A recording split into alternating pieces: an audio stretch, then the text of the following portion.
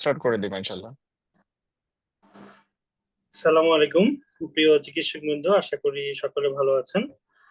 আহ, আজকে আমাদের Genesis supplier MRCS এর একটা গুরুত্বপূর্ণ সেশন আমাদের হচ্ছে গত এপ্রিল এপ্রিল 2025 ডায়েটের যে কোশ্চিন প্যাটার্নটা কিরকম ছিল এবং এখন থেকে যে ডক্টররা সেপ্টেম্বর ডায়েটে পরীক্ষা দিবেন তারা কিভাবে পড়বেন এ বিষয়ে একটি বিশেষ সেশন আজকে আমাদের সাথে যুক্ত আছেন ডক্টর সঞ্জিত বিন আনোয়ার আহ, এবং ডক্টর জারিন তাসনিম রাকা।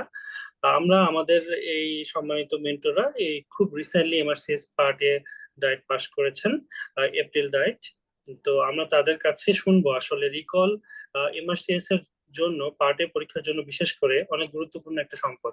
এই রিকলটা সম্পর্কে যা যত বেশি ধারণা থাকবে, যত ক্লিয়ার কনসেপশন থাকবে, তিনি আসলে এই পরীক্ষা অনেক বেশি এগিয়ে থাকবেন। কিন্তু রিকলটা কিভাবে পড়তে হবে, প্রশ্ন প্যাটার্ন গুলো কিরকম করে আসে, একদম হুবহু আসে কিনা নাকি একটু ঘুরিয়ে ফিরিয়ে আসে, এই জায়গাগুলো সম্পর্কে ক্লিয়ার কনসেপশন অনেক বেশি দরকার। আজকে আমাদের সাথে যুক্ত আছেন ডক্টর সঞ্জিত বিন আনোয়ার। ভাইয়া এফসিপিএস পার্ট টু ট্রেনিং হিসেবে আছে, plus MRCS part A pass করেছেন। ভাইয়া আমাদের পেপার টু সম্পর্কে বলবে। আমরা জানি দুইটা পেপার থাকে, paper one, paper two. Paper টুর কোশ্চেনটা কিরকম ছিল, রিকল থেকে কিরকম কমন ছিল, আমাদেরকে প্রথম থেকে কিভাবে পড়তে হবে, এই ব্যাপারে কথা নিয়ে আসার জন্য অনুরোধ করছি ডক্টর সানজিদ বিন আমাকে। ভাইয়া। আসসালামু আলাইকুম। থ্যাংক ইউ বাশার ভাই, আমাকে কথা বলার সুযোগ দেওয়ার জন্য। আমি ডাক্তার সঞ্জিত। বাশার ভাই পরিচয় দিয়ে দিয়েছেন সুন্দর করে। এফসিপিএস পার্ট টু ট্রেনিং হিসেবে আছি অর্থোপেডিক সার্জারিতে। আর হচ্ছে কোর ট্রেনিংটা শেষের দিকে এবার মিড টার্ম দিব ইনশাল্লাহ। আর রিসেন্টলি এমআরসিএস পার্ট এটা ক্লিয়ার করলাম আলহামদুলিল্লাহ, আল্লাহর অশেষ রহমতে। তো হচ্ছে এপ্রিল ডায়েটের যে কোশ্চেন প্যাটার্ন, সেটার পেপার টুর যে পোর্শনটা, মানে principle of surgery in general, POSG paper বলা হয় অনেকে। অনেক সময় এই পেপারটার কিভাবে কোশ্চেন প্যাটার্ন আসতেছে রিসেন্টলি এবং রিসেন্ট রিকলস গুলো আমি সলভ করেছি, সেই অনুযায়ী আমার এক্সপিরিয়েন্স কেমন ছিল, আহ, মোটামুটি একটা কোশ্চেন প্যাটার্ন সম্পর্কে ডিটেলস একটু আলোচনা করার চেষ্টা করব ইন ব্রিফ। কোশ্চেন প্যাটার্নটা কিরকম হচ্ছে, কোশ্চেন গুলো কোন টপিকস থেকে কিভাবে পড়লে আমরা হয়তো মানে অ্যান্সার করতে পারবো ইজিলি, এবং কিভাবে আমরা এক্সাম স্ট্র্যাটেজিটা কি হতে পারে পেপার টু এর। বিশেষ করে পেপার টু সম্পর্কে একটা ভীতি থাকে, যেহেতু এটা একটা ফাস্ট পেপার টুটা, অনেক ফাস্ট, ক্লিনিক্যাল ওরিয়েন্টেড মেনলি। পুরো কোশ্চেন প্যাটার্নটাই, আমি পেপার ওয়ান পেপার টু দুইটাই ক্লিনিক্যাল, বাট পেপার টুটা মেইনলি সার্জারি বেসিস, সার্জারির যে অ্যালাইড টপিকস গুলো আছে এবং সার্জারি জেনারেল যে টপিকস গুলো আছে, এই সবগুলা থেকেই টাচ করা হয় আর কি। আচ্ছা, তো আমি স্টার্ট করি। প্রথমে হচ্ছে আমাদের যে এইবারের এপ্রিল ডায়েটে রিসেন্ট যে কোশ্চেন প্যাটার্নটা, এইটার কিছু, আর পেপার টু তে কি কি থাকে এই টপিকস গুলো আমি একটু দেখাই আপনাদেরকে, তাহলে সুন্দর বোঝা যাবে যে কি কি টপিকস আমাদের পেপার টু তে কভার করা হয়। আমি একটু স্ক্রিনটা শেয়ার দিচ্ছি, দেখা যাচ্ছে কিনা কাইন্ডলি একটু।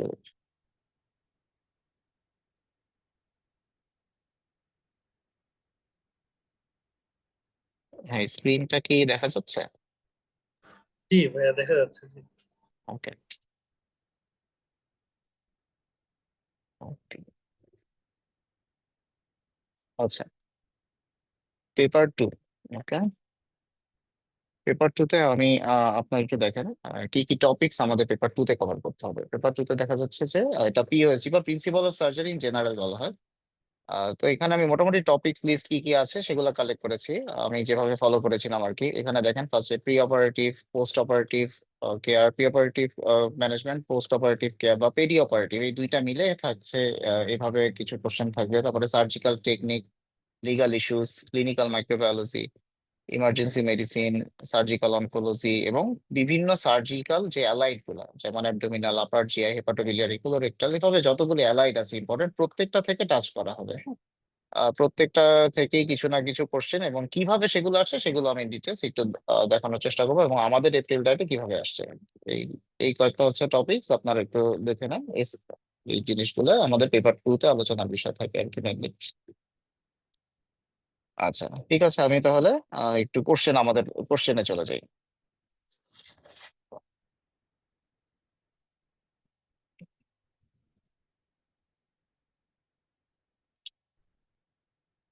ঠিক আছে, পেপার টু এটা হচ্ছে আমাদের এবারে কোশ্চেন ছিল। পেপার ওয়ান আর টু একসাথে এই কোশ্চেনটা আমি কালেক্ট করেছি আর কি। তো যতটুকু পারা যায়, কারণ রিকলসে জানা আমরা জানি যে রিকলস সম্পূর্ণ কোশ্চেন সম্পূর্ণ এসটিএম সহ কালেক্ট করাটা আসলে টাফ, বাট যতটুকু মানুষের থেকে কালেক্ট করা বা মুখে মুখে শুনে যতটুকু আর কি কনসাইজ ফর্মে নিয়ে এসে আর কি জাস্ট ব্রিফ অংশটা, যে অংশটা আমার কি পয়েন্ট ছিল এবং কি অ্যান্সার হচ্ছে, এইভাবে একটু দেখানোর চেষ্টা করার আর কি। এভাবেই হচ্ছে রিকলস, যেটাকে আমরা বলে থাকি যে প্রত্যেকটা ডায়েট যখন শেষ হয়, এক্সাম শেষ হওয়ার পরে যে কোশ্চেন গুলো আমরা সবার কাছ থেকে কালেক্ট করি সেটাকে বলা হয় রিকলস। এখানে সম্পূর্ণ স্ট্রেন্থ থাকে না, এর থেকে কোশ্চেন গুলো আরো অনেক বড় হয় ইউজুয়ালি, এবং দেখা যায় কিছু এদিক ওদিক হয় অনেক সময়, স্ট্রেন্থ গুলা কিছু মানে হয়তো পয়েন্ট এক্সাক্ট অ্যাকুরেটও থাকে না, বাট মোর অর লেস এটাই আর কি কোশ্চেন আমরা ধরে নিই। তো এইগুলো আমরা সলভ করে কিভাবে পরের ডায়েটে আমাকে হেল্প করবে আর কি, সেটাই আমাদের মানে এখনকার দেখা যাচ্ছে রিকলসটা খুবই ইম্পর্টেন্ট। মানে আগের যে ডায়েট গুলো আমরা রিসেন্টলি পার করে আসছি, মানে প্রত্যেকটা আমি মানে মোটামুটি যেগুলো আমার কাছে অ্যাক্সেসিবল ছিল আমি এগুলো সলভ করার চেষ্টা করছি, এবং রিসেন্ট হচ্ছে এটা তো বেশ আমি দেখতেছি প্যাটার্ন একটু চেঞ্জ হচ্ছে আস্তে আস্তে। মানে আমি গত 2 বছর আগে যেগুলো, 2 বছর আগের যে ডায়েটের কোশ্চেন গুলো সলভ করছি, সো রিসেন্ট যেমন জানুয়ারি যখন সলভ করছি তখন সেটা বেশ একটু আলাদা ছিল। আবার এপ্রিলের সাথে জানুয়ারির মোটামুটি একটু কিছুটা মিল আছে, বাট 1 বছর থেকে 2 বছর আগের প্যাটার্নের থেকে অনেক মানে বেশ অনেকখানি কি আমি বলবো আলাদা। দেখেন কিছু কোশ্চেন আমি যেমন জাস্ট স্যাম্পল হিসেবে দেখাচ্ছি, যে এখানে আহ, ধরেন 182 নাম্বার কোশ্চেন, এটা আমাদের ছিল, হ্যাঁ। During one of your night shifts on call, one patient's blood transfusion line was connected with another patient's IV line. এটা একদমই নতুন একটা কোশ্চেন, এটা আমি এর আগে ওরকম পাইনি। However, it was recognized and corrected before the transfusion started. What is the level of harm to the patient? আচ্ছা, এখানে এটা নিয়ার মিস, এটা হচ্ছে ইয়া অ্যান্সার। এটা কোশ্চেনটা অনেকটা বলবো হচ্ছে পোস্ট অপারেটিভ, যে আপনার পোস্ট অপারেটিভ ম্যানেজমেন্টে থেকে আসা, অথবা হচ্ছে ইমার্জেন্সি মেডিসিন, এই দুইটার একটার মধ্যে এটা পড়তেছে সম্ভবত। ইমার্জেন্সি মেডিসিন, ইমার্জেন্সি কেয়ার যেটা, সেটা থেকে আসতেছে। এবং এইটা আপনার নিয়ার মিস, এবং অ্যান্সারটা হচ্ছে নিয়ার মিস। এটা আপনার ব্লাড ট্রান্সফিউশন দেওয়ার কারণে ব্লাড ট্রান্সফিউশন দিচ্ছে একটা পেশেন্টকে, বাট আরেকটা পেশেন্টের সাথে কানেক্টেড এইরকম একটা সিনারিও দিয়েছে, আরো বড় ছিল স্টেনটা, বাট কোনো কারণে সেটা মিসম্যাচ হওয়ার আগেই ট্রান্সফিউশনটা বন্ধ করে দেওয়া হচ্ছে। এটা কি বলা হয়, এই টাইপের কোশ্চেন আর কি জিনিসটা। এই কোশ্চেনটা এটা একটু আনকমন ছিল, এটাতে আমি এই জন্য স্টার্ট করলাম। এবং যদি ট্রান্সফিউশনটা আমরা ওই মিসম্যাচ ট্রান্সফিউশনটা হইতে দেওয়া হয়নি আর কি, এই জন্য এটাকে কি বলা হয়, নিয়ার মিস ছিল ওটা। এটা একটু ক্রিটিক্যাল আমার কাছে মনে হয়েছিল। এই টাইপের কিছু কোশ্চেন এবার ছিল। এই গেল একটা ইমার্জেন্সি মেডিসিন থেকে। তারপর আরেকটাতে আসি আমরা, যেমন জিআইটি সার্জারি বা অ্যাবডোমিনাল সার্জারি থেকে একটা আসছে 183। A 25 years old man has multiple episodes of diarrhea associated with joint pain. His colonoscopy reveals crypt abscess in the wall of the colon. What is the diagnosis? এটা একদম easy একটা question ছিল, আমরা জানি Crohn's disease and ulcerative colitis খুবই একটা আলোচনার বিষয়। এটা ক্রনস ডিজিজ আলসারেটিভ কোলাইটিস থেকে খুবই ইনভেরিয়েবলি কোশ্চেন আসে, প্রায় রিকলসে এটা আসে। এই দুইটা থেকে একটা মানে ইনভেরিয়েবলি আপনারা পাবেন, এটা একদম যেমন এফসিপিএস পার্ট 1 এর জন্য important, as well as MRCS পার্টের জন্য খুবই important. Crohn's disease ulcerative colitis থেকে আপনি যেভাবেই হোক এটা মানে আপনার একদম কনসেপ্ট ক্লিয়ার করে যেতেই হবে পরীক্ষা হলে, এই টাইপের আর কি। অ্যাবডোমিনাল সার্জারি থেকে এই কিছু পেইড টপিকস থাকে, এরকম হচ্ছে এটা একটা কনসিলিজ আলসারেটিভ কোলাইটিস। আচ্ছা, এটার অ্যান্সারটা সি, আলসারেটিভ কোলাইটিস, এটা ঠিক আছে। অ্যাবসেস ফর্মেশন আলসারেটিভ কোলাইটিস এর সাথে রিলেটেড। আচ্ছা, তারপরে আরো কয়েকটা টপিকস আমি একটু দেখাই, যেটা আমার কাছে মনে হয়েছে ইম্পর্টেন্ট একটু। সবগুলো ইম্পর্টেন্ট মানে আর কি, যেগুলো নিয়ে একটু আলোচনা করা যায়।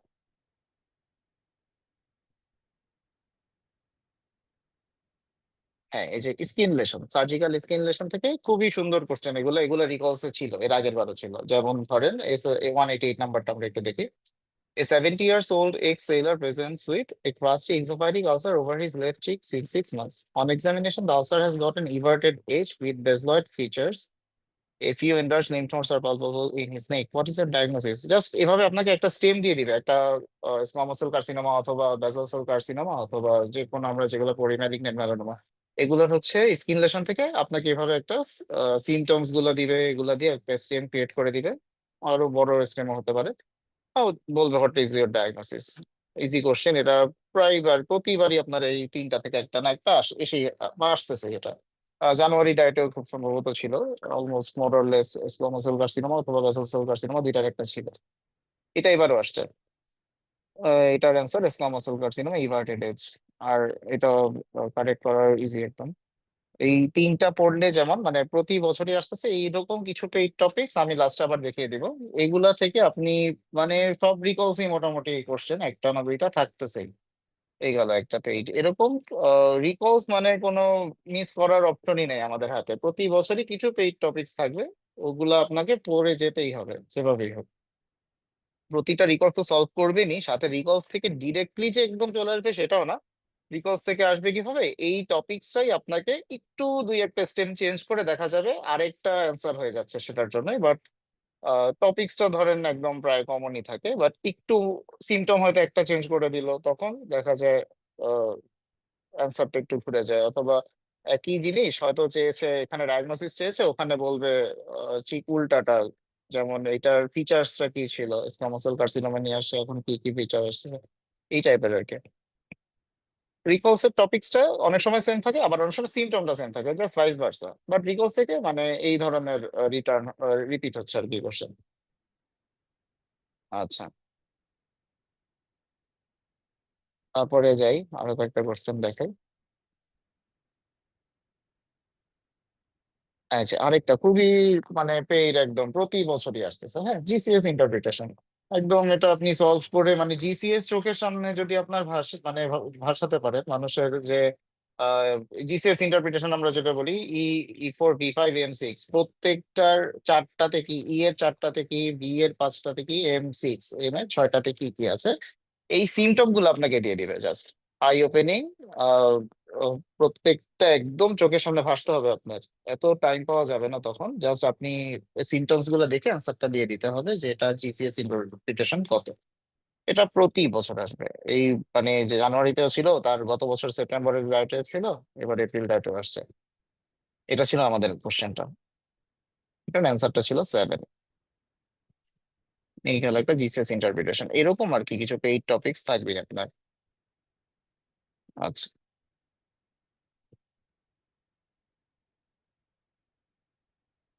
এই হচ্ছে আপনার এরকম কিছু আরেকটা হয়েছে যেমন বার্ন ক্যালকুলেশন এবং বার্নের ফ্লুইড মেনটেন্যান্স, একদম পেইড কোশ্চেন, হ্যাঁ, প্রতি বছর। কোনোদিন মানে কোনো ডায়েটে মনে হয় না এটা মিস গেছে। 40 years old, 201 নম্বর কোশ্চেনটা দেখি। 40 years old patient with body weight 65 kg suffered from 20% surface area burn. What are the physical fluids requirement during first 8 hours? একদম খুবই সুন্দর কোশ্চেন এটা। কোনোদিন মিস যাওয়ার মানে একদম ভুল হওয়ার চান্সই নেই। এখানে একটা জিনিস বলে রাখি, এখানে পার্কল্যান্ড ফর্মুলা যেটা আমরা আমাদের দেশে usually 4 into total surface area, percentage of burn surface area and body weight, এইটা দিয়ে আমরা করি। কিন্তু ওদের দেশেটা 2 into total body surface area into percentage of burn, এইভাবে ক্যালকুলেট করতে হয়, 2 দিয়ে গুণ করতে হয়। এটার অ্যান্সারটা 5.2 লিটার ছিল। এই আর কি মোরলেস আহ কিছু কোশ্চেন যেগুলো আমি দেখাতে চাচ্ছি। আরেকটা কিছু কোশ্চেন দেখা হয় এখানে, আরেকটা আছে। আচ্ছা, থাইরয়েড থাইরয়েড সার্জারি বা থাইরয়েড প্রতি বছর আসবে রিকলস। আমি এরকম মনে হয় না যে কোনো রিকলস আমি থাইরয়েড রিলেটেড কোনো সার্জিক্যাল কন্ডিশন পাইনি। অবশ্য ছিল ইনভেরিয়েবলি যতগুলো সলভ করছে। আমাদের সময় আসছে হচ্ছে 50 years old man presence with neck swelling. আর সেটা হচ্ছে কি ট্রাকিয়া ডেভিয়েটেড ছিল and lower mass can't be palpated, lower border of the mass can't be palpated. তো ডায়াগনোসিস কি, এখানে সবগুলা হচ্ছে সোয়েলিং এর কিছু ডিফারেন্সিয়াল ডায়াগনোসিস দেওয়া হচ্ছে। এটার অ্যান্সারটা রেট্রোস্টার্নাল গয়টার কারেক্ট অ্যান্সার ছিল। আচ্ছা, কেন, কারণ এখানে আমি একটু দেখাই। রেট্রোস্টার্নাল গয়টার হচ্ছে এখানে বলে দিবে আপনাকে কি পয়েন্ট গুলো, আপনি যদি ধরতে পারেন অ্যান্সারটা একদম ইজি হয়ে যায়। নেক্সট সোয়েলিং, সবগুলাই এখানে নেক্সট সোয়েলিং, রাইট। এখানে বলেছে ট্রাকিয়া ডেভিয়েটেড হবে and lower border can't be palpated. আপনি দেখেন ম্যাক্সিমাম গুলোতে এখানে লোয়ার বর্ডার পালপেবল, অনেক ম্যাক্সিমাম গুলাতে। রেট্রোস্টার্নাল গয়টারে রেট্রোস্টার্নাল লোয়ার বর্ডার পালপেট করার ইউজুয়ালি পালপেবল হয় না। আর বাকিগুলোতে দেখেন thyroid nodule lower border palpable, তারপরে হচ্ছে ব্রাঙ্কিয়াল সিস্ট, এটা তো ল্যাটারাল নেক মাস। তারপরে হচ্ছে ডার্মাইড সিস্ট, এটাও মিডিয়াল, বাট এটা হচ্ছে নট ফিক্সড, ইউজুয়ালি মোবাইল থাকে, নট ফিক্সড। আর এটা ট্রাকিয়া ডিসপ্লেস হয় না ডার্মাইড সিস্টেম, এরকম। ব্রাকিয়া system trachea displace, tracheal deviation হয় না, ডিসপ্লেস হয় না আর কি। আর লিম্ফোমাতে ইউজুয়ালি এরকম রেট্রোস্টার্নালি যাওয়ার এরকম ফিচার্স দেখা যায় না, এবং এটাও ট্রাকিয়াল ডেভিয়েশন দেখা যায় না, দ্যাটস এটাও এক্সক্লুড করা যায়। এরকম থাইরয়েড থেকে আপনি আর কি প্রতি বছর পাবেন, থাইরয়েডের যে কোনো একটা ডিজিজ দিয়ে দিবে, থাইরয়েড কার্সিনোমা হোক, কার্সিনোমা তো খুবই ইম্পর্টেন্ট, অ্যান্ড থাইরয়েডের আপনার যে কোনো এই বেনাইন যে কন্ডিশন গুলো আছে এগুলোও খুবই ইম্পর্টেন্ট। এইরকম পেপার টু তে আর কি আপনার প্রতিটা কমন সার্জিক্যাল কন্ডিশন যেগুলো আর কি আমরা ইউজুয়ালি ক্লিনিক্যাল প্র্যাকটিসে পাই, এগুলা মিস করার কোনো অপশনই নেই আমাদের হাতে।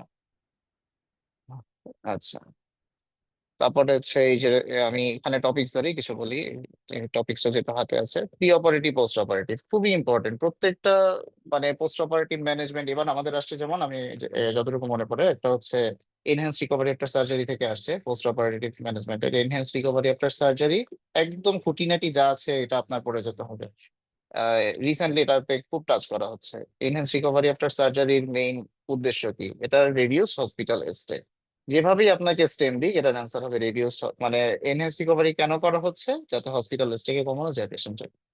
খুবই পেইড টপিকস।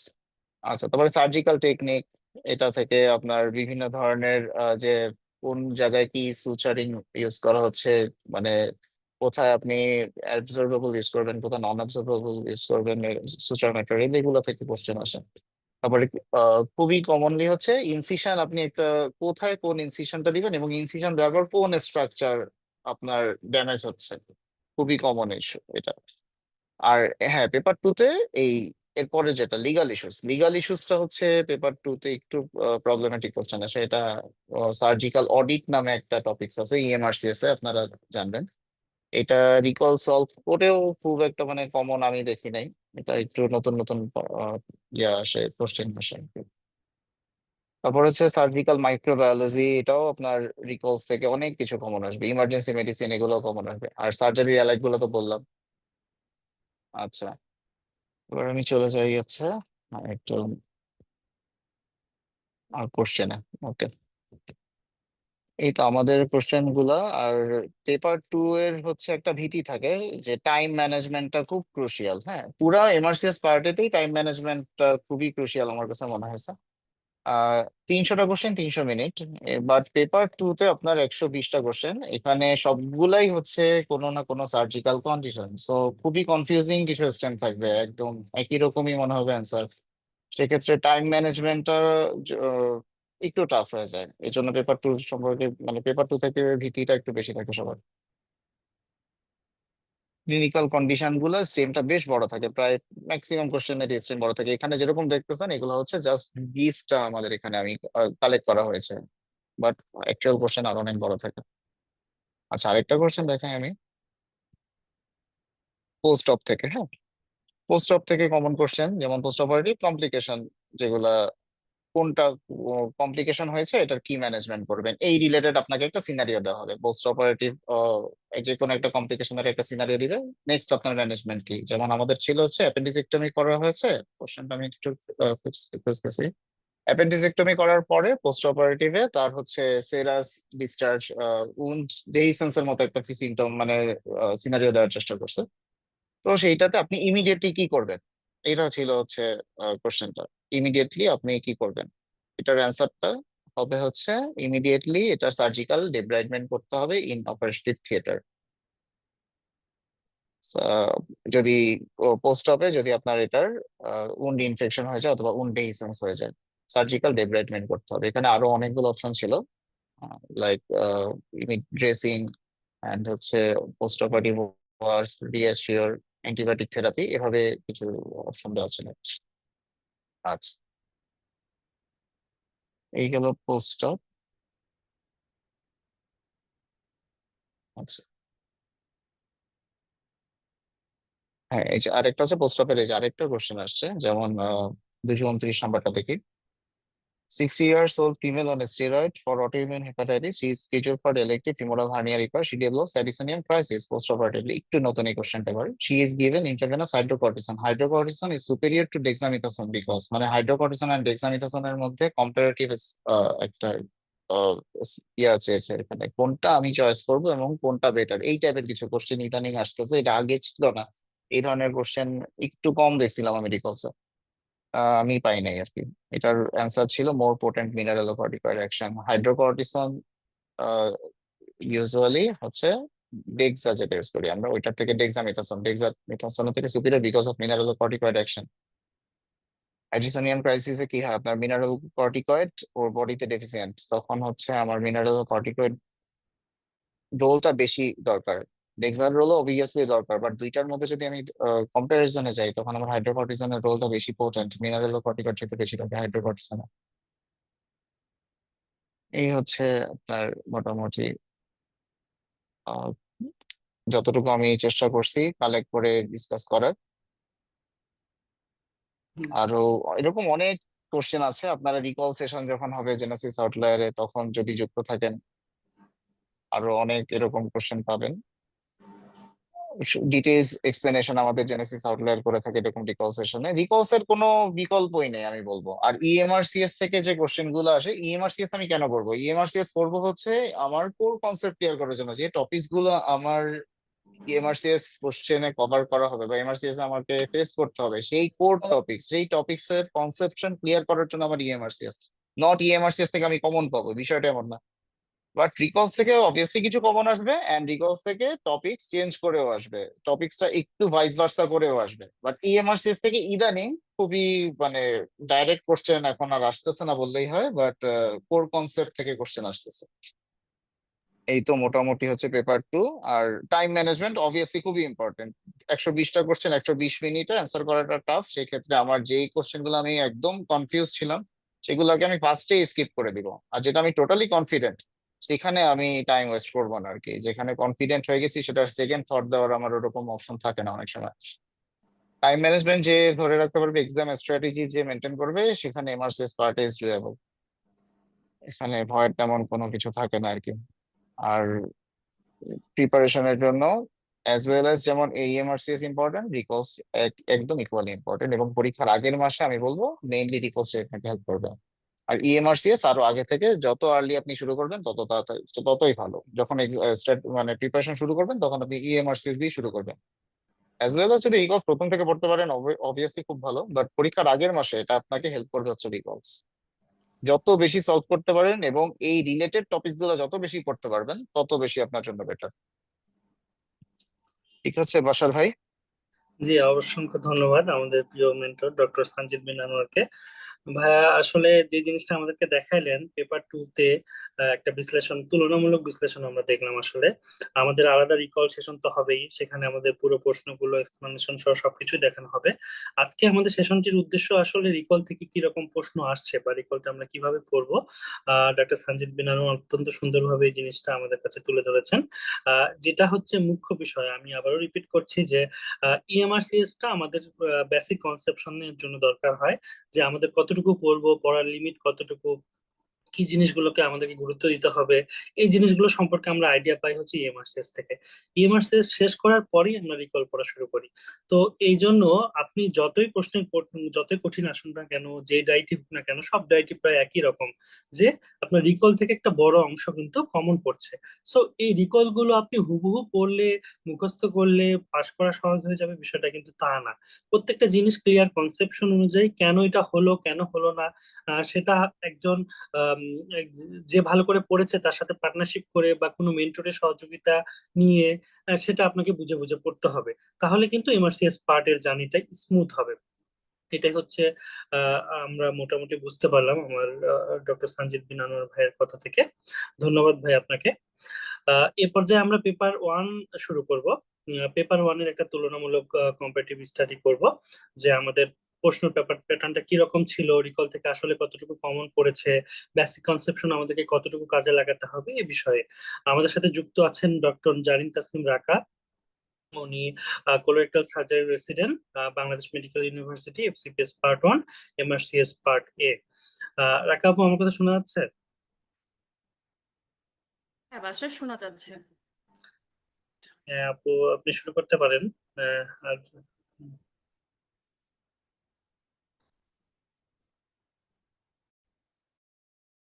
আসসালামু আলাইকুম। আমি ডক্টর জারিন তাসনিম রাকা। আমি চেষ্টা করছি ভিডিওটা অন করতে, ফর সাম রিজন হচ্ছে রেকর্ডিং হচ্ছে না বা সামথিং।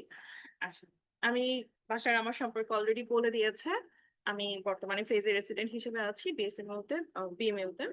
আপনাদের সাথে আমি পেপার 1 সম্পর্কে একটু ডিসকাস করব। আমাদের সময় পেপার 1 থেকে কিরকম কোশ্চেন আসছিল এবং অ্যাকচুয়ালি পেপার 1 থেকে আসলে কোশ্চেন প্যাটার্নটা কেমন হয়। পেপার 1 মূলত আমাদের বেসিক যে বেসিক যে চ্যাপ্টার গুলো থাকে বা বেসিক যে সাবজেক্ট সেগুলো থেকে থাকে। আমাদের অ্যানাটমি, ফিজিওলজি, ফার্মাকোলজি, মাইক্রোবায়োলজি এবং প্যাথোলজি মূলত এইসব জিনিসপত্র থেকে আমাদের কোশ্চেন গুলো আসে। তার মধ্যে 75 মার্কস থাকে আমাদের অ্যানাটমি। পেপার 1 হচ্ছে 180 মার্কস এর, তার মধ্যে 75 মার্কসই থাকছে হচ্ছে অ্যানাটমি, মানে নিয়ার অ্যাবাউট 50% আমাদের কোশ্চেন আসছে অ্যানাটমি থেকে। সো আপনারা বুঝতেই পারছেন যে আপনাদের প্রিপারেশনের বা এমআরসিএস পার্টের প্রিপারেশনের জন্য কোন পোর্শনটাতে সবচাইতে বেশি জোর দিতে হবে। আপনি যদি অ্যানাটমিতে অনেক ভালো স্কোর করেন তাহলে দেখবেন আপনার এমনিতেই পাশ করাটা ইজি হয়ে যায়। এই 75% এর মধ্যে 63% হচ্ছে রিজিওনাল অ্যানাটমি, আমাদের বডির বিভিন্ন পোর্শনের মূলত রিলেশন রিলেটেড কোশ্চেন গুলোই বেশি থাকে আমাদের। তো আপনি জানো কি স্ক্রিন শেয়ার করেছেন? না, আমি স্ক্রিন শেয়ার করি না, স্ক্রিন শেয়ার না করে কথাবার্তা বলছি, ওয়েট। আচ্ছা আচ্ছা, আমি জাস্ট হচ্ছে শুরুতে প্রথমে একটু ধারণা দিতে চাচ্ছিলাম বুঝতে যে পারছি, অসুবিধা নেই। হ্যাঁ হ্যাঁ, আমি আমার ভাবলাম স্ক্রিন শেয়ার করছেন দেখা না, যাচ্ছে। শেয়ার করি না। আচ্ছা, তারপর আমি একেবারে শুরু করে দিই, সমস্যা নাই। তো যেটা আমি বলছিলাম যে প্রথম হচ্ছে অ্যানাটমিতে আপনারা কিভাবে কি কোশ্চেন আসে। আচ্ছা, ফিজিওলজি এবং ফার্মাকোলজি থেকে আমাদের এবার মানে নর্মালি হচ্ছে 55 মার্কস থাকে, তার মধ্যে শুধু ফিজিওলজি পোর্শন থেকে নিয়ার অ্যাবাউট 45 মার্কস কোশ্চেন থাকে এবং ফার্মাকোলজি থেকে 7 to 8 মার্কস থাকে। এবং প্যাথোলজি থেকে সাধারণত আমাদের 37 মার্কস থাকে এবং মাইক্রোবায়োলজি থেকেও সেরকম 7 বা 8। আমাদের জানুয়ারি ডায়েটে এবার হচ্ছে 47 মার্কস ছিল প্যাথোলজি এবং ফার্মাকোলজি থেকে।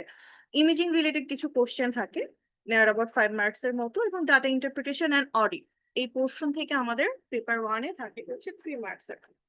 এখন আমি একটু আপনাদের সাথে ডিসকাস করি আমাদের এবার জানুয়ারিতে কোন ধরনের কোশ্চেন আসে। এই যে কোশ্চেনটা, এটা হচ্ছে রিলেশন রিলেটেড, হ্যাঁ, to relation to right renal artery relation সম্পর্কে আসলে মানে কোন জিনিসটা কারেক্ট সেটা আপনারা বুঝতে পারছেন। এখান থেকে আপনারা অ্যান্সারটা আমি রাখিনি, আমি মুখে আপনাদের বলে দিব রাইট রেনাল আর্টারিটা কিভাবে যায়। আপনারা আসলে এই ধরনের রিলেশন গুলো করবেন কোথা থেকে। আপনাদের বা আমাদের সবার হচ্ছে পড়ার মেইন ম্যাটেরিয়াল বা শুরু থেকে আপনাকে শুরু করতে হবে ইএমআরসিএস এর যে থিওরি পোর্শনটুকু ওটা সম্পর্কে আপনার ভালো দক্ষতা রাখতে হবে। ইএমআরসিএস এর অ্যানাটমি পোর্শনটা বেশ ভালো, ওখানে বেশ ভালো কিছু আছে। এবং আপনি যদি এর সাথেও কিছু এক্সট্রা কিছু করতে চান, দেখবেন এদিক সেদিকে হ্যান্ড নোট আছে, রাফটেরি বইটা আছে, কিন্তু রাফটেরি থেকে আমি পড়িনি। আমার কাছে ইএমআরসিএসটাই যথেষ্ট মনে হয়েছে। আর বিশেষ করে যারা রেসিডেন্সিতে আছেন বা হচ্ছে পরীক্ষা দিয়েছেন বা হচ্ছে কোনো কোর্সে আছেন বা এসসিপিএস বা রেসিডেন্সি প্রিপারেশন নিয়েছেন, তাদের ক্ষেত্রে প্রিপারেশন নেওয়াটা এমআরসিএস একটু ইজি হয়ে যায়। কারণ আমাদের অ্যানাটমি, ফিজিওলজি, প্যাথোলজির মতো পোর্শন গুলো আমাদের অলরেডি পড়া থাকে এবং আমরা অনেক ভাস্ট করে থাকি। এমআরসিএস এর একটা সুবিধা কি, যেহেতু বাইরের দেশের, ওরা হচ্ছে আমাদের দেশের পরীক্ষাগুলোর মধ্যে যেমন অনেক বেশি বাড়তি জিনিসপত্র আমাদের ফিজিওলজি, প্যাথোলজিতে আমাদের মনে রাখতে হয়, মানে মেমোরাইজ করতে হয় অনেক ডিটেল মলিকুলার লেভেলে, বিশেষ করে ফিজিওলজি এবং হচ্ছে ইয়ার ক্ষেত্রে প্যাথোলজি বা মাইক্রোবায়োলজির ক্ষেত্রে। এরা ইএমআরসিএস বা এমআরসিএস শুধুমাত্র সার্জারি রিলেটেড আপনার যতটুকু ফিজিওলজি প্রয়োজন, অ্যানাটমি তো অবশ্যই ভাস্ট প্রয়োজন, আপনার সার্জারি রিলেটেড যতটুকু ফিজিওলজি, যতটুকু ফার্মাকোলজি এবং প্যাথোলজি প্রয়োজন related to surgical disease related, শুধুমাত্র অতটুকু সম্পর্কে আপনি যদি নলেজ রাখেন তাহলেই আপনার মোটামুটি এই পোর্শনটুকু আপনার কভার হয়ে যাবে। এই অ্যানাটমির মধ্যে অসংখ্য অসংখ্য কোশ্চেন আসে related to relation. Right renal artery relation কি, লেফট রেনাল আর্টারি রিলেশন কি, প্যানক্রিয়াসের অ্যান্টেরিয়র সারফেস দিয়ে কি যাচ্ছে, প্যানক্রিয়াসের পোস্টেরিয়র বর্ডার দিয়ে কি যায়, প্যানক্রিয়াসের তারপরে আমাদের আরেকটা মোস্ট ইম্পর্টেন্ট হচ্ছে অ্যাডেনয়েড গ্ল্যান্ডের রিলেশনশিপ অ্যাবডোমেনের মধ্যে, এটার ইনফেরিয়র রিলেশনশিপটা কি, অ্যান্টেরিয়র রিলেশনশিপটা কি। এই জিনিসগুলো রিলেশনগুলো আপনাকে অসম্ভব ভালো মতো পড়তে হবে। আপনি কিভাবে পড়বেন? আপনার first source for relationship should be metre. আপনি অবশ্যই নিটারটা সামনে রাখবেন, নিটারটা পাশে রাখবেন, এবং তার সাথে আপনি ইএমআরসিএস থেকে থিওরি পোর্শনটা পড়তে পারেন, বা আপনি যদি কোনো পোস্ট গ্রাজুয়েশনের প্রিপারেশন অলরেডি নিয়ে থাকেন তাহলে সেই আপনি যেখান থেকে মূল কথা অ্যানাটমি, অ্যানাটমি তো আসলে আমাদের বডির চেঞ্জের কিছু নেই, যে ইউকে তে একরকম অ্যানাটমি হিউম্যান বডির, আর আমাদের বাংলাদেশে আরেক রকম, বা এরকম কোনো কিছু নেই, বা এশিয়ান রিজনে আরেক রকম। আপনি যেখান থেকে আগে পড়েছেন বা যেখান থেকে আপনার কাছে মনে হয় আপনার অ্যানাটমি পড়তে সুবিধা, আপনি সেখান থেকেই পড়বেন। এবং রিলেশনগুলো অসম্ভব অসম্ভব ইম্পর্টেন্ট। এবং এরকম রিলেশনশিপ আমাদের থেকে আমাদের জানুয়ারি ডায়েটে অনেকবার এসছে। আমি এখানে হচ্ছে র্যাটেনাল আর্টারি রিলেশন যেটা ছিল, ট্রান্সফারটা হচ্ছে posterior to inferior vena cava, বাদ বাকি কোনোটাই হচ্ছে আসলে কারেন্ট আনসার না, ইসি হচ্ছে আমাদের ট্রু। এছাড়া আমাদের লেফট অ্যাটেনাল গ্ল্যান্ড ইনফেরিয়র রিলেশনশিপটা আসছিল। নর্মালি আপনারা যখন রিকল সলভ করতে যাবেন তখন আমি যেটা দেখেছি যে হচ্ছে লেফট অ্যাটেনাল গ্ল্যান্ডের যে ইনফেরিয়র রিলেশনে দুইটা অপশনই ওরা দিয়েছিল, একটা হচ্ছে প্যানক্রিয়াস আর একটা হচ্ছে স্প্লেনিক আর্টারি বা স্প্লেনিক ভেইন। এই দুইটা অপশন থাকার কারণে রিকল গুলোর মধ্যে অ্যান্সারের তারতম্য হয়ে যাচ্ছিল, কেউ প্যানক্রিয়াসের কথা বলেছে, কেউ হচ্ছে স্প্লেনিক ভেসেলের কথা বলেছে। রিকল যেহেতু সবসময় আমাদের মনে রাখতে হবে, আমাদের মতো স্টুডেন্ট যারা পরীক্ষা দিয়ে আসি আমরা জাস্ট মেমোরাইজ করি যে আচ্ছা কি ছিল, এই অপশন কি ছিল। সো রিকল কখনো 100% না। আমি এরকম অনেক কোশ্চেনেবল রিকল দেখে একজন এটা অ্যান্সার বলেন, একজন এটা অ্যান্সার বলেন, খুব কনফিউজ হয়ে গিয়েছিলাম। কিন্তু পরীক্ষার হলে যখন গিয়ে দেখলাম যে ওরা আসলে মোটামুটি বুঝিয়ে স্পেসিফিক একটা অ্যান্সারের দিকেই ওরা হচ্ছে টার্গেট করে। যেমন আমি অ্যাড্রেনাল গ্ল্যান্ডের কথা যেটা বললাম, ওটার ক্ষেত্রে ওরা শুধুমাত্র প্যানক্রিয়াস অপশনটা রেখেছিল, যেটাই কারেক্ট অ্যান্সার হবে। আর রাইট রেনাল আর্টারির ক্ষেত্রে আমি তো বললাম পোস্টেরিয়র ইনফেরিয়র ভেনা কাভা। এই কোশ্চেনটা আমি আগে কখনো রিকলে দেখিনি, যে in a patient with a cleft lip and palate which muscle is most likely affected. এবার আমাদের জানুয়ারি ডায়েটে পেপার ওয়ানে, সরি এপ্রিল ডায়েটে, আমি শুধু বারবার জানুয়ারি বলছি, আমাদের এবার এপ্রিল ডায়েটে পেপার ওয়ানে আমাদের একটা জিনিস যেটা হচ্ছে যে নিয়ার অ্যাবাউট 80 to 85% হচ্ছে প্রিভিয়াস রিকল থেকে আমাদের মোটামুটি হুবহু কোশ্চেন তুলে দিয়েছে। দু একটা জায়গা দু একটা ওয়ার্ড ছাড়া মানে রিকল থেকে পেপার ওয়ানটা আমাদের বেশি এসেছে, যেটা আমাদের জন্য একটা প্লাস পয়েন্ট ছিল। বিশেষ করে যারা হচ্ছে রিকলটা একটু ভালো মতো দেখে গিয়েছে তাদের ক্ষেত্রে আসলে একটা প্লাস পয়েন্ট ছিল, কারণ আমরা দেখছিলাম যে হুবহু মানে রিকল থেকেই একদম কোশ্চেন্স গুলো ওভাবেই আসছে। কিন্তু এই কোশ্চেনটা আমি 5 বছর রিকল করে গিয়েছিলাম, আমি 5 বছরের মধ্যে রিকলের মধ্যে এই কোশ্চেনটা আমি পাইনি। In a patient with a cleft lip and palate which muscle is most likely affected. কিন্তু আপনারা যদি খেয়াল করেন দেখবেন যে আপনি এখান থেকে আপনার জানা না থাকলেও আপনি এখান থেকে অপশন থেকে আপনি বের করতে পারবেন যে what can be the answer. ম্যাসেটার muscle আমাদের চিকে থাকে, সো এটা আমাদের ক্লেফট লিপ ক্লেফট প্যালেটের মধ্যে আসার কোনো সম্ভাবনা নাই। আমাদের আসতে পারে কোন কোন মাসল গুলো ইনভলভ হতে পারে, আমাদের লিপের মাসল অথবা আমাদের সফট প্যালেটের মাসল। হার্ড প্যালেট তো আমাদের বোনস দিয়েই হয়, সেক্ষেত্রে সফট প্যালেটের মাসল এখানে অপশনে শুধুমাত্র একটাই আছে, লিমিটেড ভ্যালি প্যালেটে। তো মানে আমার পরীক্ষা দিয়ে যেটা মনে হচ্ছে যে আপনি মানে অনেকগুলো কোশ্চেনের অ্যান্সার আপনি হচ্ছে এক্সক্লুশন ক্রাইটেরিয়া করে আপনি জানেন না, কিন্তু এক্সক্লুশন মেথডে আপনি অ্যান্সার করতে পারবেন। কিন্তু এই জিনিসগুলোর জন্য, বিশেষ করে অ্যানাটমির জন্য, আপনি হচ্ছে মাসেল পড়েন বা বোনস পড়েন বা যাই পড়েন না কেন, একটু ছবিটা দেখে নিবেন। তাহলে আপনার সুবিধাটা কি, আপনি কোশ্চেন বুঝতে পারছেন না, আপনি যদি ইমেজটা মনে করেন আপনি বুঝতে পারবেন যে এই মাসেলটা এখান থেকে এ বরাবর পর্যন্ত ছিল, তাহলে এটা অ্যান্সারে কি হতে পারে বা এটা ওখানে আসতে পারে কি পারে না। এই যে এই কোশ্চেনটা, এটা মনে হয় আমাদের প্রতিটা ডায়েটে এখন পর্যন্ত এমআরসিএস এর গত 5 বছরে আমি যতগুলো ডায়েট দেখেছি প্রতিটা ডায়েটে এই কোশ্চেন বা এই প্যাটার্নের কোশ্চেনটাই থাকে, যে একজন পেশেন্টের হচ্ছে রিস্ট ইনজুরি হয়েছে, সে এরপরে হ্যান্ডটাকে, আমাদের hand was placed on the table with a palm up. এই পাম আপ করার পরে পেশেন্ট এখন ক্যানট মেক হিজ থাম 90 degree on, sorry, cannot make his thumb 90 degree on the hand, which muscle is involved. এই কোশ্চেনটা ঘুরিয়ে ফিরিয়ে প্রতিটা ডায়েটেই আসে। হয় একবার বলে দেয় হচ্ছে পাম ফেসিং দ্য টেবিল, অথবা একবার বলে দেয় হ্যান্ড ফেসিং দ্য টেবিল, একবার বলে দেয় হচ্ছে thumb can not B extended, অথবা একবার বলে দেয় হচ্ছে thumb can not be make 90 degree on the hand. এই প্রশ্নের অ্যান্সারটা ছিল একটা পলিসিস ব্রেভিস। আপনারা যখন সলভ করবেন দেখবেন যে এই কোশ্চেনটা অসংখ্যবার আপনারা দেখছেন এবং এই জিনিসের ব্যাপারে আপনাদের একটা খুবই ক্লিয়ার কাট ধারণা অবশ্যই রাখতে হবে। কখনো আপনার থাম্বের এক্সটেনশন বলতে কি বোঝাচ্ছে, অ্যাডাকশন বলতে কোন মাসেলটা কাজ করছে, অ্যাবডাকশনে কোন মাসেলটা কাজ করছে, আপনার এই যে আপনি যখন হ্যান্ডের টেবিলের উপর প্লেস করবেন হ্যান্ডটা, তখন আপনার এক্সটেন্ড করতে গেলে কোন মাসেল কাজ করছে, এবং এই মাসেল গুলো এবং মাসেলের রিলেটেড নার্ভ সাপ্লাই। আমাদের বেড়া আসছিল হচ্ছে muscle, name of the muscle. কিছু কিছু ডায়েটে আসে what is the nerve supply of that muscle, কোন নার্ভ ইনভলভ করেছে। সো এই ব্যাপারটাতে আপনাদেরকে অবশ্যই অবশ্যই একটা ধারণা থাকতে হবে এবং আমি বলে দিচ্ছি সেপ্টেম্বর ডায়েটেও আপনারা এই প্যাটার্নের একটা কোশ্চেন পাবেন। এটা একদম হচ্ছে 100% কনফার্ম এবং এটা ওদের অসম্ভব অসম্ভব পছন্দের একটা টপিক। অ্যানাটমি থেকে আরো কিছু কোশ্চেন ছিল, যেমন ফার্স্টে হচ্ছে আমাদের ফেশিয়াল এক্সপ্রেশন, আমাদের এখন আসছে আমাদের এমব্রায়োলজি। এমব্রায়োলজি থেকে কোশ্চেন আসে, কিন্তু এমব্রায়োলজি থেকে খুব বেশি ডিপ কোশ্চেন ওরা সাধারণত করে না। যেমন এখানে একটা কোশ্চেন ছিল যে এমব্রায়োলজিক্যাল অরিজিন অফ থাইরোগ্লসাল সিস্ট। আপনি জানেন থাইরোগ্লসাল সিস্ট কোথা থেকে এমব্রায়োলজিক্যাল অরিজিন হয়, থাইরোগ্লসাল দাগ থেকে হয়। এরপরে হচ্ছে যে ব্রঙ্কিয়াল আর্চ, ব্রঙ্কিয়াল পাউচ, এগুলোর অরিজিন এবং মানে এগুলোর যে স্ট্রাকচার কোন আর্চ থেকে কি আসতেছে, কোন পাউচ থেকে কি আসতেছে, what is arts, what is pouch, এই জিনিস সম্পর্কে আপনাকে একদম খুবই ক্লিয়ার কাট একটা ধারণা থাকতে হবে। কারণ এই জিনিসগুলো থেকে প্রতিটা ডায়েটে প্রতিটা বছর আপনার কোশ্চেন আসে এবং এগুলো সম্পর্কে আপনার একদম ক্লিয়ার ধারণা থাকতে হবে।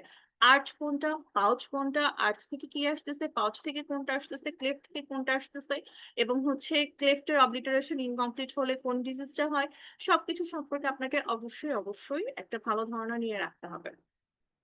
এমব্রায়োলজি থেকে আমাদের আর কোশ্চেন বলতে হচ্ছে এই যে ফার্স্ট থেকে আমাদের ফার্স্ট ব্রাঙ্কিয়াল আর্চ থেকে কি মাসেল আসছিল, এরকম একটা কোশ্চেন ছিল।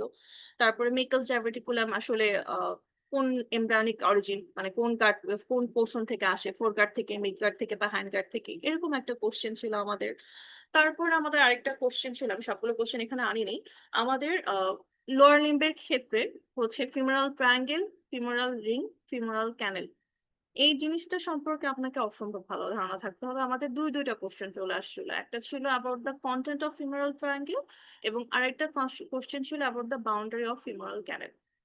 ওরা তো direct boundary of femoral canal চায়নি, ওরা হচ্ছে বলেছিল যে ফিমোরাল হার্নিয়া নিয়ে আসছে পেশেন্টের, এরপরে হচ্ছে এই ফিমোরাল হার্নিয়া যে ক্যানেল দিয়ে হয় সেই ক্যানেলটা হচ্ছে আপনার অ্যানাটমি রিলেটেড কোশ্চেন গুলো ছিল, which one is true. So এই পোর্শন গুলো মানে আপনাকে অবশ্যই ভালো ধারণা রাখতে হবে। আরেকটা ইম্পর্টেন্ট জিনিস for anatomy is the lymphatic drainage. আপনাকে অবশ্যই অবশ্যই লিম্ফেটিক ড্রেনেজ ভালো মতো পড়তে হবে, বারবার পড়তে হবে, মেমোরাইজ করতে হবে, পরীক্ষার দিন সকালবেলা দেখে যেতে হবে। আমাদের সময় দুইটা লিম্ফেটিক ড্রেনেজ এসেছিল, একটা ছিল গ্লান্স পেনিসের, আমরা সবাই জানি বা আপনারা যখন প্রিপারেশন নিচ্ছেন আপনারা দেখবেন সেটা ডিপেন্ড করলাম। আরেকটা ছিল হচ্ছে ovary, lymphatic drainage of ovary. কিন্তু লিম্ফেটিক ড্রেনেজ অফ ওভারির মধ্যে ওরা কোশ্চেনটা কি করেছিল, প্রি আয়োরটিক এবং প্যারা আয়োরটিক দুইটাই হচ্ছে দুটো অপশনে রেখেছিল, যার কারণে অনেকে কনফিউজ হয়ে গিয়েছে যে হচ্ছে প্রি আয়োরটিক দিব না প্যারা আয়োরটিক দিব। এটা অ্যান্সার হচ্ছে প্যারা আয়োরটিক, কারণ আমাদের ইএমআরসিএস এ ওরা প্যারা আয়োরটিকে বলেছে ওভারি লিম্ফেটিক ড্রেনেজ। আর both pre and para aortic হচ্ছে আমাদের ইউটেরাসের upper portion, upper part of the body থেকে আসে, both pre and para আয়োরটিক। But হচ্ছে ওভারি এবং টেস্টিস এই দুটোই হচ্ছে একদম ফিক্স করা বলে দিয়েছিল হচ্ছে প্যারা আয়োরটিক, সো অ্যান্সার হবে প্যারা আয়োরটিক। তো এই সকল জিনিসগুলো সম্পর্কে আপনাকে একদম খুবই ক্লিয়ার একটা ধারণা রাখতে হবে, যাতে আপনারা মানে অ্যানাটমিতে অ্যাটলিস্ট একটা ভালো মার্কস পেতে পারেন। অ্যানাটমির সবচাইতে সুবিধা, অ্যানাটমি বলবো না, আমি বলবো পেপার ওয়ানের একটা বড় সুবিধা কি, আমরা যখন পেপার টুর ক্ষেত্রে দেখি যে ওদের দেশে এবং আমাদের দেশে প্র্যাকটিসের মধ্যে একটু ডিফারেন্স থাকার কারণে অ্যান্সার গুলো একটু ডিফারেন্স হয়ে যায়। মানে আমাদের যেহেতু পেপার টুতে আমাদের সাধারণত ম্যানেজমেন্ট রিলেটেড কোশ্চেন বা আহ, একটা পেশেন্টের ইনভেস্টিগেশন রিলেটেড কোশ্চেন থাকে, দেখা গেছে ওদের দেশে ওরা একরকম ভাবে ইনভেস্টিগেশন করে, আমরা আমাদের দেশে প্রচলিত একরকম দেখে থাকি, যার কারণে অ্যান্সার গুলো আসলে আমরা অনেক ক্ষেত্রে বুঝি না যে কোনটা actually correct answer. But anatomy, physiology এসবের ক্ষেত্রে তো আসলে চেঞ্জের কিছু নেই, যার কারণে আপনাকে অবশ্যই টার্গেট করতে হবে যে এনি হাউ পেপার ওয়ানে যাতে আপনার একটা খুব ভালো স্কোর থাকে, যাতে পেপার টুতে আপনি জানেন, বাট হচ্ছে আমাদের এই রিজনাল ডিফারেন্স হোক বা যে কোনো কারণে হোক, যদি আপনি কোনো কিছু মিসও করে থাকেন সেটা আপনি পেপার ওয়ান দিয়ে কভার করতে পারেন। সো আমার কাছে মনে হয় যে অ্যানাটমির জন্য নিটার, ইএমআর-সিএস বা আপনি ক্লিয়ার কনসেপশন রাখলেন, আই থিংক আপনার হয়ে যাবে। ও upper limb related nerve supply, median nerve কোনখানে কোন জায়গায় কি ইনজুরি হলে ওখান থেকে একটা আসে। আমাদের সময় একটা কোশ্চেন আসছিল যে হচ্ছে ফোর আর্মের মাঝখানে হচ্ছে পেশেন্ট হচ্ছে একটা ইনসার্শন হয়েছে পেশেন্টের এবং ব্রাকিওরেডিয়ালিস মাসেলের ইনজুরির পরে এখন এই ব্রাকিওরেডিয়ালিস মাসেলের নিচ দিয়ে কোন নার্ভটা যায় ফোর আর্মে due to the brachioradialis muscle ফোর আর্মের মাঝ করা। ঠিক আছে, এবং এইটার আনসারটার জন্য আপনাকে তখন একদম মিটার ইমেজটা আপনাকে মাথায় রাখতে হবে যে ফোর আর্মের ব্রাকিওরেডিয়ালিস মাসেলের নিচ দিয়ে আসলে কোন নার্ভটা যাচ্ছে। যার কারণে হচ্ছে মানে নার্ভ গুলো বিশেষ করে হ্যান্ডের বা লোয়ার লিম্বের নার্ভ গুলো কোন মাসেলের নিচ দিয়ে যাচ্ছে, আর্টারির সাথে কোন রিলেশনে যাচ্ছে, ভেইনসের সাথে কোন রিলেশনে যাচ্ছে, এই জিনিসগুলো সম্পর্কে আপনাকে একটা ভালো ধারণা রাখতে হবে। এবার আসি হচ্ছে ফিজিওলজি রিলেটেড।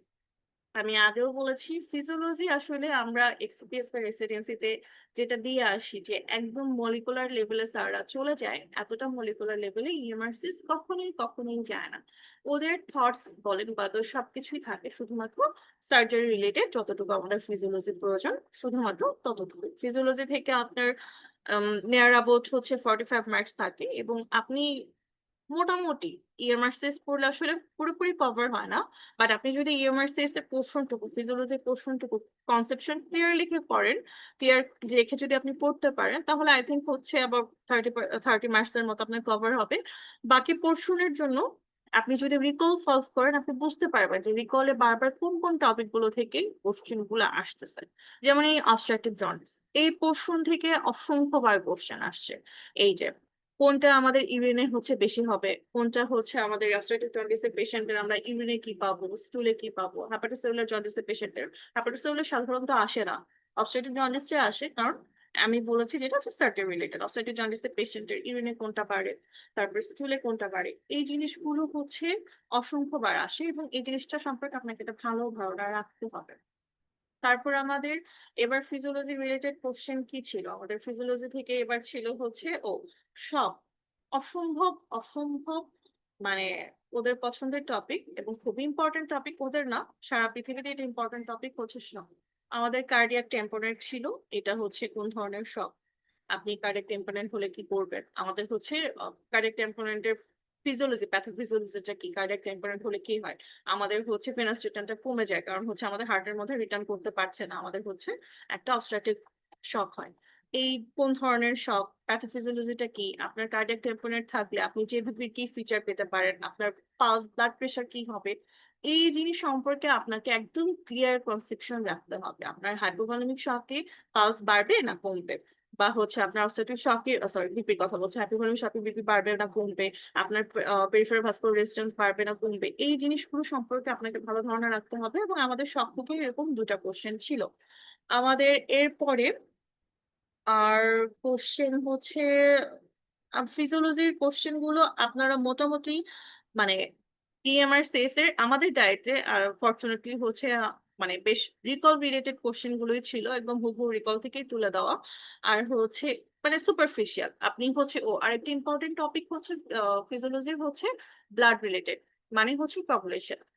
ইন্ট্রিনসিক কোয়াগুলেশনের হচ্ছে ফ্যাক্টরস গুলো কি কি, এক্সট্রিনসিক কোয়াগুলেশনের ফ্যাক্টরস গুলো কি কি। মূলত হচ্ছে আমাদের এক্সট্রিনসিক পাথওয়ের কোয়াগুলেশন ফ্যাক্টরস গুলো বেশি থাকে, কারণ হচ্ছে এক্সট্রিনসিক পাথওয়েতে আমাদের ট্রমা রিলেটেড কোশ্চেন গুলো বেশি থাকে। এক্সট্রিনসিক পাথওয়েতে আপনার কোন কোন ফ্যাক্টর গুলো মানে ইম্পর্টেন্ট।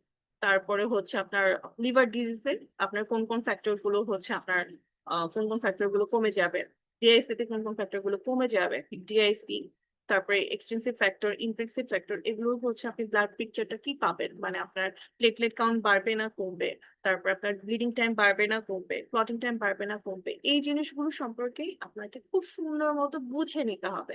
বুঝে নিতে হবে এই জন্য বললাম কারণ এত কিছু আসলে মুখস্থ করে সম্ভব না। আপনি জিনিসটা যদি একদম কনসেপ্টটা মাথায় নিয়ে রাখেন যে এক্সটেন্সিভ পাথ হতে আমাদের টিস্যু ফ্যাক্টর রিলিজ হচ্ছে, টিস্যু ফ্যাক্টরের পরে আমাদের মানে কোনটার পর কোনটা কনজাম্পশন হচ্ছে, বা লিভার ডিজিজ এর ক্ষেত্রে ফ্যাক্টর 2 7 9 10 আমাদের কমে যাবে, যার কারণে আমাদের হচ্ছে ইন্ট্রিনসিক এক্সট্রিনসিক দুটোই আমাদের হচ্ছে সমস্যা হবে। এই জিনিসগুলো যদি আপনি কনসেপ্টটা খুব ভালো মতো মাথায় নিয়ে রাখেন তাহলে আপনার ফিজিওলজি রিলেটেড কোনো কোশ্চেনে কোনো অসুবিধা হবে না। আমাদের মাইক্রোবায়োলজি বলতে আমাদের ইমিউনোলজি থেকে কিছু কোশ্চেন ছিল। ইমিউনোলজি থেকে কোশ্চেনের মধ্যে আমাদের মোস্ট কমন টপিক ছিল অ্যান্টিবডি। অ্যান্টিবডি থেকে আমাদের ২ টা কোশ্চেন ছিল। এটা খুবই সোজা। কোন অ্যান্টিবডি একটা পেন্টামার এবং যেটা আমাদের প্লাসেন্টা ক্রস করতে পারে না। উই অল নো পেন্টামার হিসেবে একটাই ইমিউনোগ্লোবুলিন আছে। অ্যান্টিবডি আছে সেটা হচ্ছে ইমিউনোগ্লোবুলিন এম।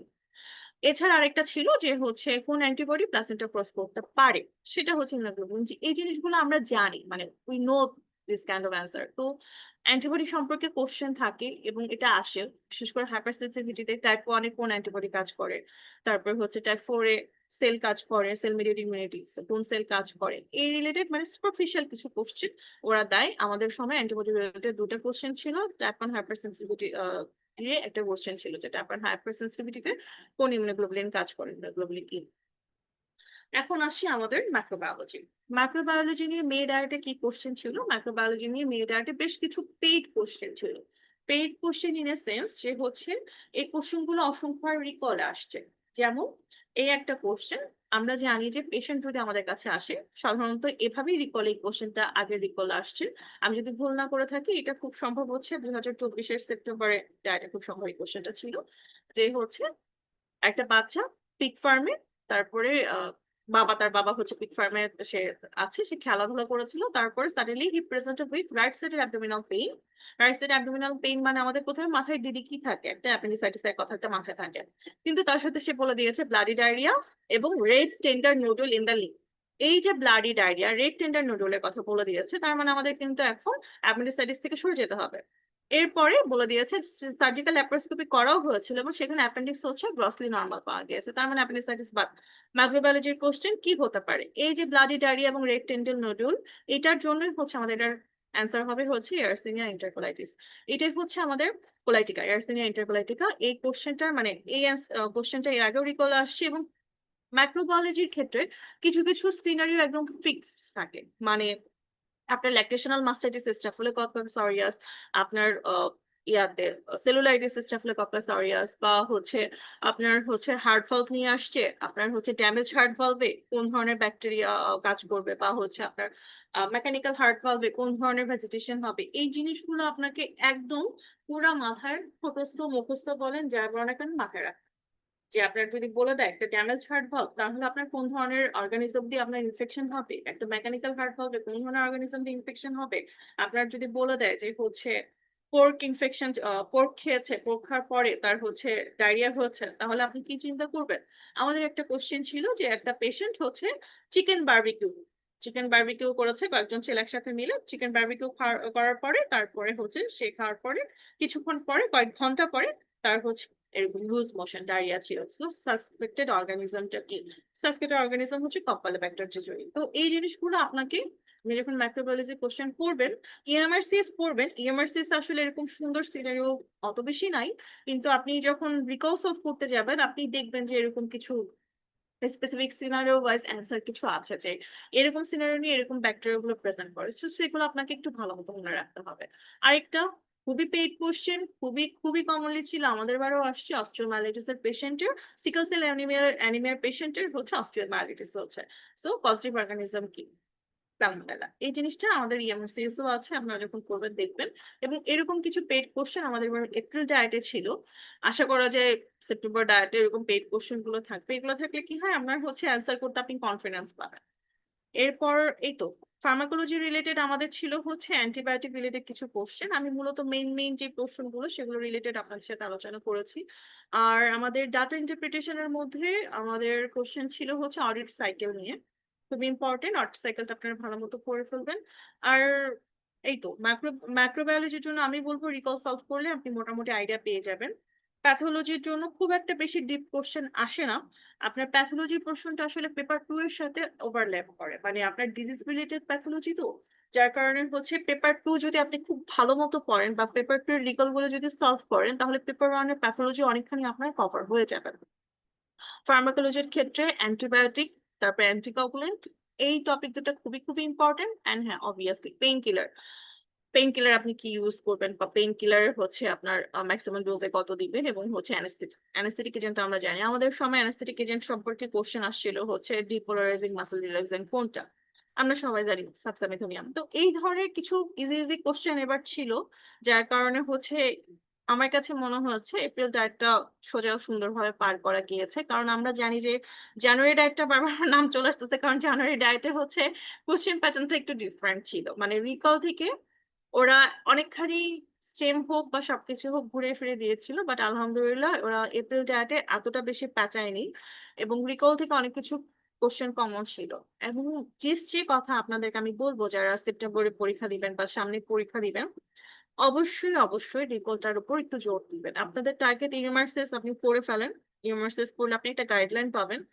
তারপরে আপনি একটু রিকলের দিকে খুব ভালো মতো জোর দিবেন এবং রিকলটা পড়বেন হচ্ছে নট অনলি যে কোশ্চেন মুখস্থ করছেন এটার কোশ্চেনের অ্যান্সার এরকম ব্যাপারটা সেটা না। ব্যাপারটা হচ্ছে প্রতিটা স্টেম আপনি একটু বুঝে বুঝে নিবেন যে এই স্টেমটা কেন হলো না, এই স্টেমটা কেন হচ্ছে, কোশ্চেনটা কি আছে। মানে প্রতিটা ওয়ার্ড ওরা দেখা গেছে একটা বা দুইটা ওয়ার্ড চেঞ্জ করে দেয়। এভাবে যদি আপনারা পড়েন আই থিঙ্ক যে ইনশাল্লাহ আপনারা সবাই ভালো করবেন ইনশাল্লাহ। Thank you so much. Thank you Raka আপু, অত্যন্ত সুন্দরভাবে আপু আমাদের এপ্রিল ডায়েট এক্সামের একটা পেপার ওয়ানের তুলনামূলক বিশ্লেষণ করলেন। আসলে যেই বিষয়টা এখানে কনসেপচুয়াল বা যেই ধারণাটা আমরা পাচ্ছি পুরো আলোচনা থেকে, যে ম্যাক্সিমাম প্রশ্ন কিন্তু কনসেপ্ট বেস এবং সেটা রিকলের আশেপাশেই কিন্তু। হ্যাঁ, আপনি প্রত্যেক ডায়েটের কথাই ভাবেন, যেই ডায়েটে আপনার প্রশ্ন কঠিনও আসে সেখানে রিকল থেকে যে প্রশ্নগুলো আশেপাশে আসে সেগুলো যদি আপনি পারেন সেটা কিন্তু আপনার জন্য পাস করার জন্য যথেষ্ট হবে। কিন্তু আমাদের ক্লিয়ার কনসেপশন থাকতে হবে, হুবহু আপনি রিকলের মতো পাবেন না। সো এত টাকার আপনি একটা পরীক্ষা দিচ্ছেন, আপনাকে অবশ্যই তার জন্য সময় ব্যয় করে একটা সুন্দর কনসেপশন নিতে হবে। এটা এমআরসিএস এর ক্ষেত্রে আমি যেটা বলবো যে কোনো একজন পার্টনার যিনি ভালো করে পড়া আছে বা একজন মেন্টরের সংস্পর্শে এসে পড়াটা বেশি ইজি, কারণ এত টাকার একটা পরীক্ষা দিবেন আপনি নিজে নিজে প্রিপারেশন নিলে অনেক ক্ষেত্রে কিন্তু আপনার ভালো নলেজ থাকলেও আপনি ছোটখাটো বিষয়গুলো যদি নোটিস না করেন প্রত্যেকটা প্রশ্নে কি কারণে অ্যান্সারটা হচ্ছে বাকি দুইটা কেন হচ্ছে না, এগুলো যদি আপনার কেউ ক্লিয়ার করে না দেয় তাহলে কিন্তু এই সহজ পরীক্ষাটা একটি কঠিন পরীক্ষা হয়ে যাবে। অনেকের ক্ষেত্রে এরকম হয় যে অনেক এফসিবিএস পার্ট অন করা আছে বা রেসিডেন্সিতে চান্স পাওয়া আছে, কিন্তু হয়তো একা একা পড়েছেন, একটু ক্লিয়ার কনসেপ্ট নেন নাই বা রিকল গুলো একটু আলোচনা করে পড়েন নাই বা মেন্টরের সহযোগিতা নেন নাই, সেক্ষেত্রে কিন্তু অনেকের ক্ষেত্রে খারাপ রেজাল্ট হয়ে যায়। তো এই জিনিসটা আমরা খেয়াল করব, আমরা যেহেতু এত টাকার একটা পরীক্ষা দিচ্ছি আমাদের অবশ্যই চেষ্টা করতে হবে যে সম্পূর্ণ পরিশ্রম দিয়ে যাতে আমরা একটা ভালো সফলতা নিয়ে আসতে পারি। ডক্টর রাকাপ অনেক পরিশ্রম করেছেন, অনেক ভালো একটা মার্ক ক্যারি করেছেন। তো ওভারঅল সবাই যারা পাশ করেছেন সবাই কিন্তু কষ্ট করেছেন। তো এই কষ্টটাই আমরা আপনাদের কাছ থেকে চাই, আপনারা শুধু সময়টুকু দেন। আমাদের রিকল ক্লাসগুলো অনেক বেশি ইনরিচড, আমরা অনেক বেশি মানে এলাবোরেশন করে প্রত্যেকটা প্রশ্ন আলোচনা করে আমরা কিন্তু সেগুলো সমাধান করার চেষ্টা করি। কিছু প্রশ্নে কনফিউশন থাকেই, কারণ হচ্ছে সেই প্রশ্নগুলো হুবহু কিন্তু আমরা পাই না, যেটা আমাদের দুজন মেন্টরই বললেন। তখন সেখানে অপশনগুলোর কারণে কিছু কনফিউশন তৈরি হয়, কিন্তু সেই কনফিউশনের প্রশ্নগুলো বাদ দিয়েও যেই জিনিসগুলো স্পষ্ট সেটা যদি আপনি বুঝে বুঝে পড়েন আপনার পাস হবে ইনশাল্লাহ। আপনার শুধু চেষ্টা করতে হবে, বাকি দিক নির্দেশনা কিন্তু আমরাই সুন্দরভাবে দেখিয়ে দিব। আমাদের সেপ্টেম্বর ডায়েট অলরেডি কাছে, 3 জুলাই পর্যন্ত এর ফর্ম ফিল আপ করা যাবে। আমাদের অনেক ডক্টর যারা বিসিএস কেন্দ্রিক ব্যস্ত নেই বা বিসিএস দিবেন না বা অলরেডি বিসিএস ক্যাডার, তারা কিন্তু অনেকেই প্ল্যান করেছেন সেপ্টেম্বরে পার্ট এমআরসিএস পার্ট এ দিবেন, কিন্তু হয়তো পুরোপুরি ভাবে অর্গানাইজ হতে পারেন নাই, একটু একটু করে আবছা আবছা করে পড়ছেন। এই জন্য অনুরোধ করবো যে আপনি শুরু করেন, একবার ইএমআরসিএস টুকু পড়েন, পরে ফর্ম ফিল আপ করেন, অবশ্যই আপনি সফলতা পাবেন। আমাদের আগামীকাল থেকে একটা সেপ্টেম্বর ডায়েটের এক্সাম ব্যাচ শুরু হচ্ছে, আর সেখানে সুন্দরভাবে প্রত্যেকটা টপিকস এর এক্সাম দিয়ে আপনি আপনাদের রিকল গুলো সলভ করে এবং ফৌজিয়া শিটের ক্লাস করে ওভারঅল আপনি একটা কনফিডেন্স সহকারে পরীক্ষায় বসতে পারবেন ইনশাল্লাহ। তো আপনাদের সকলের জন্য শুভকামনা থাকলো, বিশেষ করে আমাদের দুজন মেন্টর আজকে ডক্টর সানজিদ এবং ডক্টর রাকাবু অনেক সুন্দরভাবে আমাদেরকে ইলাবোরেশন করেছেন যে প্রশ্নটা আসলে কিরকম হয় বা আমাদের কিভাবে পড়া উচিত। আমরা এপ্রিল ডায়েটের আরো রিকল ক্লাস নিব, আমাদের 8টা রিকল সেশন থাকে, তার মধ্যে লেটেস্ট ডায়েটটা যে ডক্টররা রিসেন্ট পাস করেছেন তারাই নিবেন। তো সেখানেও আমাদের সুন্দরভাবে প্রত্যেকটা প্রশ্ন ইলাবোরেশন করে পড়ানো হবে। সম্মানিত মেন্টরদেরকে ধন্যবাদ, বিশেষ করে যারা ফেসবুকে লাইভ দেখছেন বা দেখবেন ভবিষ্যতে, সবাইকে ধন্যবাদ জানিয়ে আজকের সেশনটা আমরা এখানে শেষ করছি। ধন্যবাদ সবাইকে। আসসালামু আলাইকুম রহমতুল্লাহ বরকাত।